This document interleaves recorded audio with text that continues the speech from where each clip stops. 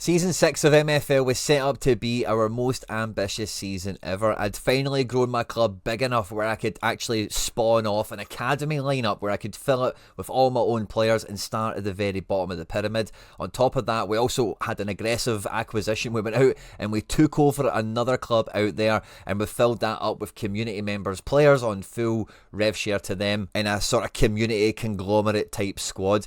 And at these 3 different levels of the MFL league pyramid system, we've had an amazing season so far. There's been a lot of lows, there's been some highs, and some things have been bang on track and some things have not went according to plan at all whatsoever. And we're leading up to that point of the MFL season that is really almost always the second best time to start playing MFL if you haven't started already. There's a link in the description in this video that will get you all the best beginner bonuses that are available, and it will directly support me and all the content here at the channel. In the description of the video, you'll find all the beginner tutorial content to get yourself started.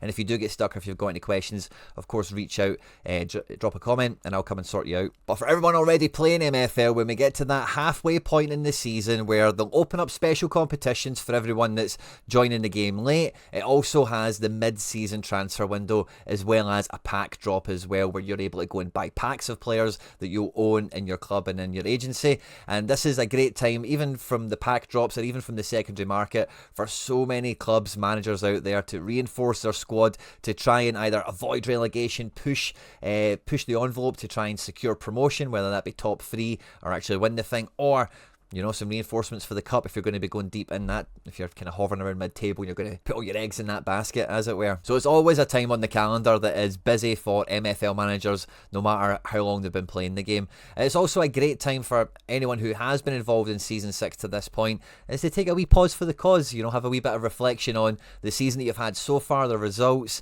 where you thought you would be by this point, and then, what needs to be the agenda, what is the goal going into the second half of the season, with the way the chips have fallen thus far.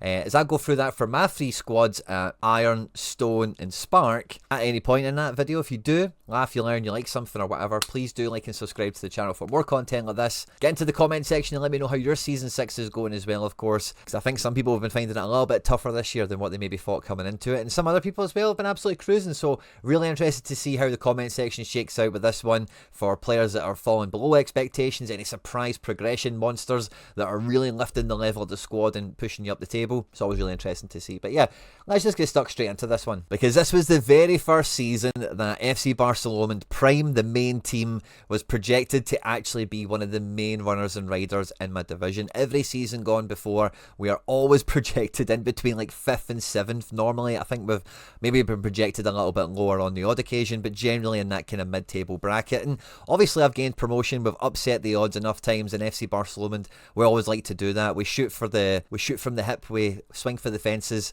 whatever the expression is supposed to be. So when we are projected so high, I was really excited to get stuck into this year, push the team as high as possible, pull no punches. But also, this being my 6th season, and this being I think this is my 3rd season in Iron, we've really struggled to really just get through the playoffs, etc. This is the very first season that I've got FC Barcelona completely on 0% rev share. What does that mean? That means every one of these players, I actually own them. I've not had to loan any of them in and give away that rev share to another MFL manager out there. So it's taken me 6 seasons, and alongside, pack rewards, referral rewards, and trading in the market, you can do as much as you want, but sometimes you just can't always quite get the quality of player you're needing in a certain position. And the loan market, regardless of your budget, is such an important factor in building your squad and helping you, fulfill the potential of the players that you do own with some other players that you don't own. And that's fine and that's fun. And throughout the last 6 seasons of content we've had here on the channel, feel free to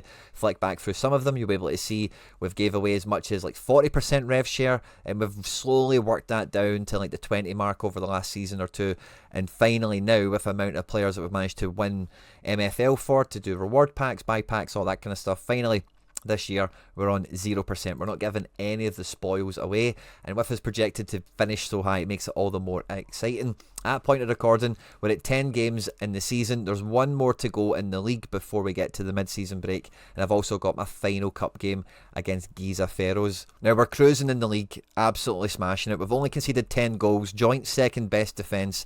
We've scored 24, the best attack in the league by a long distance. That man, you know him, you love him. He's back in iron and he's firing himself towards another golden boot. Hamid Al-Nasser has been kicking ass and taking names upon his return. 22,000 MFL for winning the division is pretty pricey as well. It's nice to see. But we've also got 2 significant runners and riders in the assist, the passing award already this year, which is cool. And our goalkeeper is going in amongst it. Now in the cup, we've not actually lost, but we've drawn 4 and only 1-1. The final game of the group here for myself, we're playing Giza Pharaohs. It's fair to assume that Borussia Mönchengladbach are probably going to beat Donetsk and secure second or first position or whatever. So for me, it's a straight shootout. I need to beat them. Need to beat Giza Pharaohs, and we'll progress out the group just by the skin of our teeth. And this could be chunky. This could be a nice wee chunky bonus of MFL. Now, current season progression, we've not actually had buckets of it for the main team here, but the headline act, of course, Danilo Casas, the boy we've had since, I think he was 18 or 19 when we packed him. He's 23 at the moment. He has finally tier broke through to being a legendary. He has rated 85. He's turned purple. The card looks amazing. His stats are off the charts, and the things he's been improving in this season have helped him be an even better player. I put a little tweet out when the morning that this happened. This was a great W for FC Barcelona, and a bit of a proof in the pudding for match XP being such a main driver on XP, on progression actually in the game, because this is the number one thing that Casas has had. He's always been comfortably above the rating of the average 16 and all the rest of it the entire time. We packed him as a 77 rated card, and back then it was our second season, so I had lots of guys in the high 60s, low 70s, and he was 77. That whole time we've got through stone and into iron. He's progressed up throughout those developments and those seasons, and all the way through to being 85 from 77 playing in stone and iron. Look at his ratings overall across the entire season. This is so impressive. It's very hard for players to actually achieve this, but getting into the 7.5 range season on season essentially has been probably for me one of the main drivers of his potential being unlocked, is probably the best way of putting it, rather than progression, because if he didn't have the potential to do this, he wouldn't. It's not as if the environment is so amazing that it will change someone's potential. You're only really unlocking the potential they already have. So fantastic to see that, because on the flip side of that coin, in the exact same position, although rated a lot higher, and we do know that breaking through a tier, going from 84 to 85 in this case, is going to take a lot. But Hamid Al-Nasser has been at the exact same conditions for half a season longer. Last year, we actually loaned him out into silver, which is like 3 or 4 levels above where we play, and he's still not progressed on anything except for a little bit of defence. I've clicked on paste there by mistake, but this is genuinely the only progression he's ever had, which makes me think that he's probably a +1, +2 guy at best. He's just come into prime age, and it was nice the little MFL we got from last year, but when we see the progression isn't really coming alongside a nice comparison here of Danilo Casas, and I want the guy in the team. I want him scoring goals. I want him fighting for the cause. His average rating is 7.5 so far this year. And we've been scoring goals with him, with Hansen, who was a guy that we got from a reward pack coming into the season from last year, 19-year-old striker. And then we've got a nice spread of goals here from Ramal, Zatko, Lecoq, who's not featured as much this year despite golden booting last year, and Klein, which has been good. And with the progression, we've just had Strobel before we point of recording. This is a guy we bought as a 74 that we were hoping that we could push into being a 75, and he's not really played that much, so this is really from training XP more than anything. But he's finally done that tier break. He's been at me the last 2 seasons, and he's finally broke through. Really nice stats. I'd like if his physical and defence got a bit better now. But at 25, still got some progression to go, and he's my little backup to Casas. And one thing I'll say about Casas, by the way, his physical is 91, and you feel it. This guy's energy stays a lot longer than everyone else's, so just a wee footnote on that one. But we've also had the goalkeeper, who again we bought as an 80 rated player at the age of 28, I think, and we've had him got +2 since we got him, so that's been nice to see. And with the way the squad's sitting at the moment, the way I've managed to, I can feel from the way I've managed to rotate the squad, I've not really got any holes, I've not got any gaps, and after playing the game for 6 seasons with the same squad and trying to manicure it and finesse it and, add on quality and different positional options as well, so you can mix up different tactics. It's a delicate thing to balance, but I think by the time I'm sitting here now talking to you halfway through Season 6, I can say with confidence I've pretty much nailed it. We've got 21 players in the squad, and I really don't need this guy here. He's not playing at all, and there's no need for him. Everyone else is getting minutes and contributing. So a 20-man squad, we've finally just about got there, and hopefully the second half of the season for the main team as we go on and secure the title, because as much as we've got promoted and stuff, the club has no trophies. You know, we've never actually won a division, so winning this Iron 15 would be brilliant. Now, the squad that we made for the channel members here, the guys that have got their FC Barcelona season tickets, the Barcelona Foundation, formerly known as the Mykolaiv Ravens. We had an aggressive takeover of them last year. We almost got them into third from no man's land at the back half of Season 5, and we were coming into Season 6 with a real Frankenstein squad, you know, with different bits and pieces of players. Some really good, some not as good, from the community to try and go after this division. And when the projections came out that we should be winning it, you know, we are the top squad by some account when it comes to best 11 averages and all the rest of it, we all got pretty excited. I was mad excited for this, but sadly it's not actually quite panned out like that. We're sitting banging mid-table at the moment, 6th on 11 points after 9 games. We've got one more game to go before we reach the halfway point in the league against AEL Larissa, who currently find themselves one position above us, but a significant amount of points between us. So a bit of a 6-pointer for us if we're going to start climbing the table in the second half of the season. And you know, earlier this season we were getting some good banter when we were doing live watch-along matches, because you guys were, when the results weren't going so good, putting the banter out there to call for my head, which, you know, I can, you know, it's a dog-eat-dog world out there, live by the sword, die by the sword, and all that good stuff. But my last bunch of games, this loss here against Club 86, if we'd won that game, this last stretch of matches here is very respectable. Drawing with Volcanic Clermont, who sit top, as well as picking up points against the teams we should. Doing decently in the cup as well, not losing in 3, would be a nice turnaround from the way we started the league. We won against St Etienne Crown, and then we went on this run of not winning here. These 3 games here, Wild Eagles, We Are the Norse, and Le Dragonese de Udinese, there's so many points left behind here that have really been the difference in cutting us off from the top half of the league. If we'd picked up something like 5 or 6 points across those games there extra, and maybe a couple of points from that Club 86 match, we certainly would find ourselves neck and neck with these teams up here, alongside where the projections would have had us. So we're hoping that we get a bit of a twist, a bit of a turn of fate here, because although there's a points gap between us here and the top order, it only takes a couple of games to go. The way this league is so tight, for, you know, the dust to settle, and maybe we could just kind of shoot up through the pack. One thing that I thought people would be, or not worried about, or interested in, would be what the progression does in a team like this. So it's got there's a good average across the team of like 72 to 74. And then there's some of these upper guys that kind of lift the level a little bit. The best 16 average is 74. So for all you guys that are white paper nerds and know the consequences of that, the best 16 average of 74 means that really Mortier, these top 4 guys should be losing a bit of XP because they're so far above the level, and maybe some of these guys don't benefit as much because they're so far below it. On top of that, performance wise, we've not had too many guys really excel because we've struggled to win matches and score lots of goals, but we've had some decent enough performances. But the progression has actually surprised me so far if we do current season, because Van der Zee, who has been loaned into us from Toxic Lightning Club Z, loaned this guy into us as a 64 rated RM who got like I think he was like a 69, 70 rated attacking mid. I think when we got him in, he had 70 shooting. He's also had some progression. We've tier broke this guy. We've brought him from 64 to 66 this season. He's been absolutely, no, we've got defence on this. He's been absolutely kicking ass and taking names, and he's been finding the back of the net. That 71 shooting has been really handy to have, to be honest with you. He's been our top performer, our top progressor.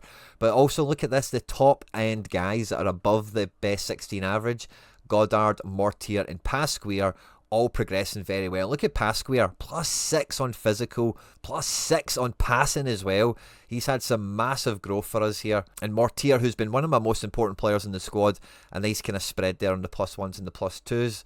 We had another kind of +1 recently with Zaich, the backup right back, who's done well. And as you can see, enough of the guys have picked up some bits and bobs.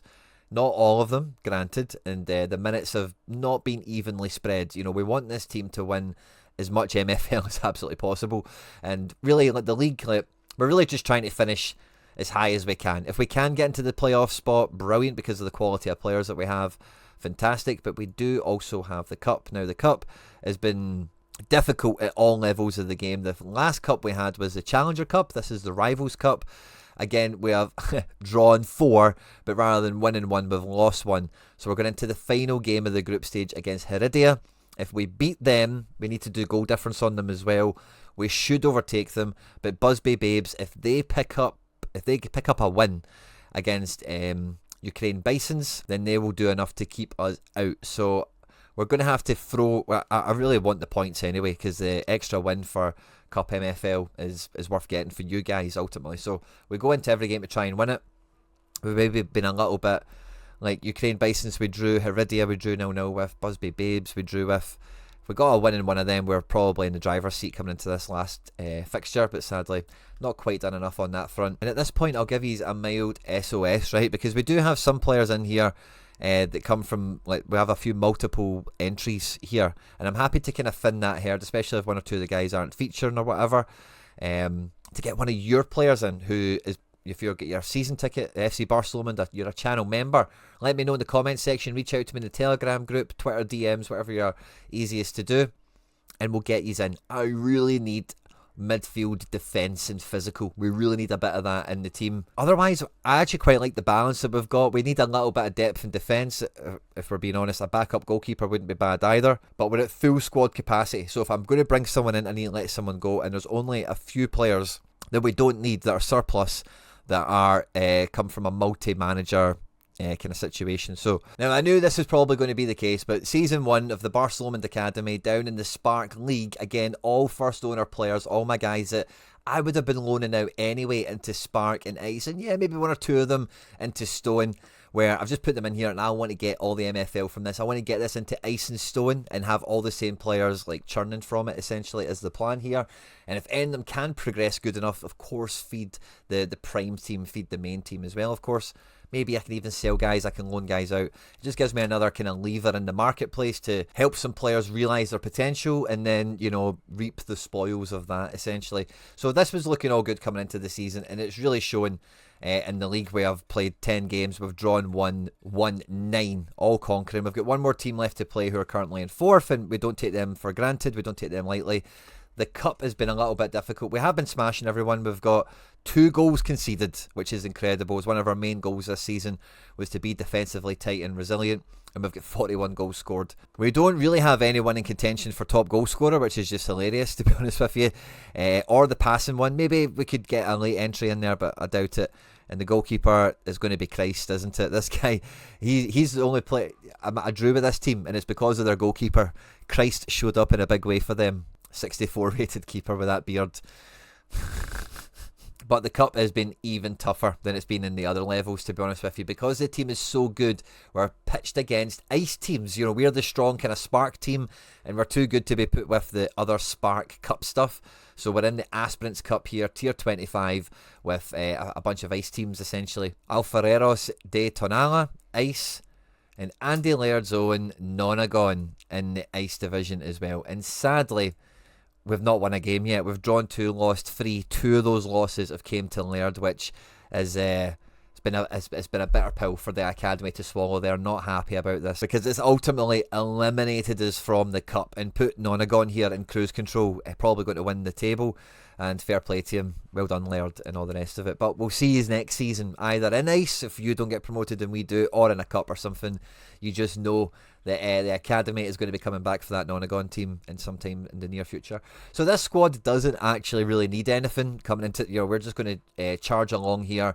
There is still fine margins. There is only 3-4 points from the other teams maybe catching us. We need to play them again, so we can't take our foot off the gas, as it were. We need to keep the same expectations and standards for the academy and the league continuing. When we look at the performances from the players, it's been exceptional. They've been absolutely smashing it this year.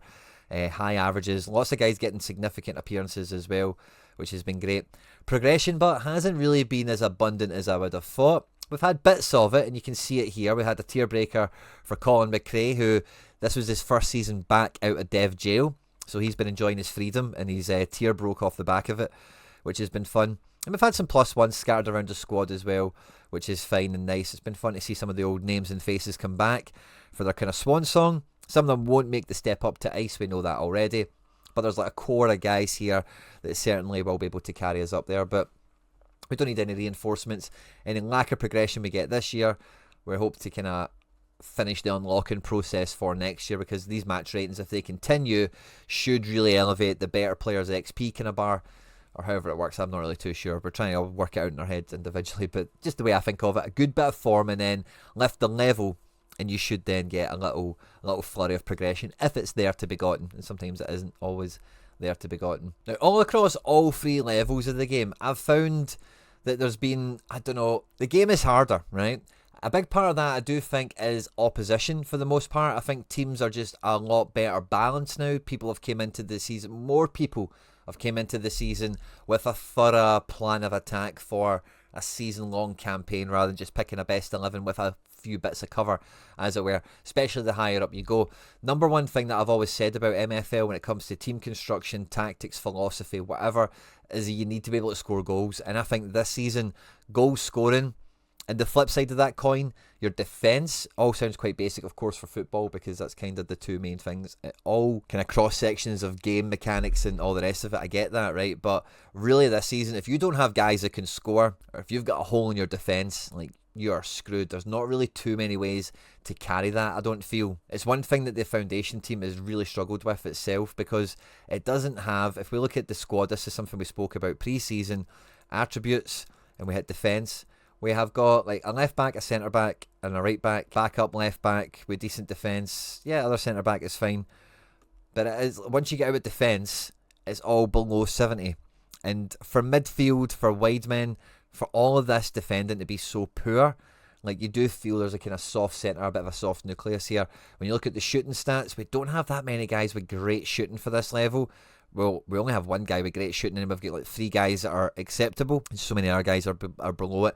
And both of these deficiencies, I think that the lack of ball winning ability, if we look at the physical tail of the tape here, again, outside of defence, Prado and Altanas are decent, but yeah, even the main dribbler, Goddard, physical's really poor. And without having good strength and defence outside of the actual back 4, and without having good shooting outside of the striker, having some guys in support, it's been the main struggle for this team in Stone, which is a nice division, I think, for getting a good kind of temperature of the room. Obviously, I've not had as much of an issue with that with FC Barcelona, right? But the number one thing I was focusing on with this team was being defensively tight as a duck's arse, you know, letting nothing out, letting nothing in. And we've managed to do that. A big thing that I've seen with this, and this is a very extreme example because it's a very overpowered team against weaker opposition or whatever, but quite simply, having too good a defence, having a really strong keeper is, like, it's still cheat code. Like, paying up for their goalkeeper is something I've always done in this game, and I've always strongly recommended it. If we actually look at the prime lineup, I didn't realise this when I bought him. I only bought him because he was super cheap, right? But my backup goalkeeper, Corrales, who's got 2 seasons left, so I bought him for 30 quid. I sold my 71 rated goalkeeper for 22 quid, so we paid £8 to upgrade him from 71 to 79, but we'd only get him for 2 more seasons. Is kind of how I headcanoned that one, right? But I only noticed I thought I would check him out. How's he doing in training and all this kind of stuff. But this guy has been an absolute boss. He's got 2 ice clean sheets, golden gloves, and a stone golden glove. Now, looking at his progression, he's not progressed much. So for this guy to be in stone in season 4, in ice, season 4 and 5, which is the last 2 seasons prior to this one when he's been 79 rated, and then in stone back in season 2 when he would have been 78 rated, is very overpowered. And as you can see here, his match ratings have been incredible. He's won golden gloves and stuff like that, and this is just a solid move to make. If you're ambitious about getting promoted, doing well in the cup, getting a high quality goalkeeper, having the goalkeeper being one of the better rated players in the squad is a move, is a strategy that I've seen, you know, bear fruit. And, you know, we're even catching kind of other artifact goalkeepers out there like Corrales here who can attest to the same sort of thing. Because seriously, like, if I'm only going to concede 2 goals, the amount that I've scored is kind of irrelevant, because if nobody's scoring against me, like, I only need to win 1-0 for the most part. We've drawn 1 game. Could have been 2-2, really, and that would have, like, the defence is winning as a league, and that's a bit of a cliche or whatever, but spending up on the goalkeeper, I think, has been one of the biggest factors. The defence is really good for the level as well, don't get me wrong, but ultimately, if other players, and I've seen them have, like, a 59 rated striker, but his shooting is above 69, he does have a shot at scoring against me, and there's other teams in this league that have got one or two players or an entire squad that aren't too dissimilar. Like, if we look at the thing here, although I'm number one, in real terms, not really that far behind me is 3 other teams, so there is 4 other teams, maybe even 5, that should have a player or 2 that could score against me, and so far there's only been 2 goals conceded, which is amazing, and I think the goalkeeper is a big part of that. High quality at 69, the good defence with 71 rated centre backs does help, but I have rotated the other guys in who are 64, and one's recently became 68. And it's still kind of held up. So I'm still really hopeful that Barcelona Prime here can actually kick on in the cup, because a cup run could be quite fruitful, could actually pay a nice little bit. Otherwise, I'm projecting 22,000 if we go on to win this division, which is kind of, it's not safe to, but, I can look at it now 10 games in and think, okay, well, we keep doing what we're doing, that's going to be there. And same for Spark, it's 10% of it essentially. 2,400. Last season I earned around 28,000 MFL from my own club participation, as well as all the players that I loaned out to other clubs out there. So if I just win those 2 leagues, I will be 4,000 MFL worse off, not including what I'll do in the cups or what even cup MFL I've got coming my way anyway. And then with the same assets, the same players, the academy team will now be in ice, and then we'll be able to make even more, hopefully, than what I did this year, and hopefully the prime team will then be a division up, and we should again exceed expectations. So if we're to kind of maintain par, like the amount of MFL I earned last season from season 5 to season 6, I would be quite chuffed with that. That's quite dependent now, but on an exceptional cup run where we get to, if we get to the round of 16, if we get through the group, that would probably actually put us over the top. We'd probably actually break even already, but then if we were to go on and go even further in the cup, we would actually do a lot better, and that's from strengthening this team with Nasser, not loaning him out, and other guys that would, blah blah blah, other stuff for another day. But we're actually, despite not loaning out players to higher divisions and all the rest of it, we could actually be on still to outperform last season into this year, which is quite exciting. It would have been a little bit easier if the academy boys could have stayed in the cup, but sadly they fell at the first hurdle on this one. The pack drops are 3 days away at point of recording, and these packs have been really good to me. I like these a little bit better than the reward packs. Last season when I bought this rare one here, we got Livingston in it, who's my first Scottish player, but I didn't have a left wing spot in the tactics that I had. I didn't have a right winger either, so I had to loan him out last year. And the season before, I got one in, I can't remember who else we got out of it, but those packs have been generally quite good to us. I think the standard packs have been quite good to a lot of people in the community as well. There's good bang for buck at these cheaper ones if you get lucky and you pull out something a bit more exceptional, because there is always a chance that you pull a higher scarcity, a higher rarity card out, and some people like to, just buy a lot of cheaper ones and just hope you strike it lucky. I prefer to kind of buy the ones where there's a floor on quality that you're going to get in there, depending on where you are in your career, or how far you are down your road to glory, your journey, whatever it might be. But yeah, I think I might be tempted into a wee pack or 2. We'll see how it goes. Let me know if you're going to be picking up any packs in this mid-season as well. I'm more thinking about it from the academy point of view. Is there any, could I maybe get a wee standard pack and have a few more recruits to come in and help lift the level of that team ahead of next season? And, could maybe they blossom into a team for the prime outfit. Don't know if I'll quite stretch to a rare this time. Let's see. But yeah, the prime team and the academy team are pretty much ticking on where we would have hoped and where we were really crossing our fingers and hoping to do at the beginning of the season. Sadly, the foundation here is kind of letting the side down a little bit. We've not really delivered on those pre-season expectations, but I am still hopeful that in the second half of the season we can really kick on, especially if we maybe do have a wee bit of a reshuffle. Maybe we get some fresh recruits in the mid-season window. Wish us luck, guys. We've got a straight head-to-head fight here against Heredia to try and get us out of the group stage and into the last 16 of the cup, and that'll obviously be more MFL to all of you guys that have got players in the squad.